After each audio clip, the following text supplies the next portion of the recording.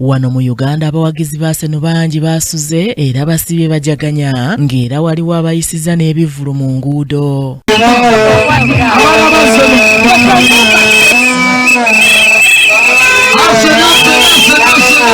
Olunaku olwaleero twatwala ekikopo yali bilioni 3 nalina emyaka ejja 3 naye tuli mu 2025 kitegeeza ntegeera buli kimu nsobola okukikola n'ekyensaba ku baana ba Arsenal buli naye bali bagenda ssanyuka naye beekuume. Ekikopo nalina emyaka 4 so kati nzuno omusajja nkuze nina omwana wa myaka 4 kwegamba kati ntuuse okuzaala Arsenal nga tetute ekikopo so ndowooza kino it is more than a celebration.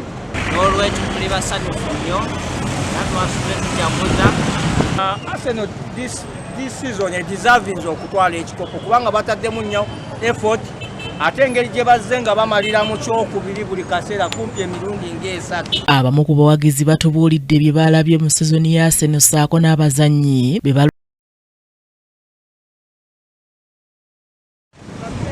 Arsenal kipa nkoledde nnyo Declan Rice omusajja nkoledde Jokereza ze n'omukisa.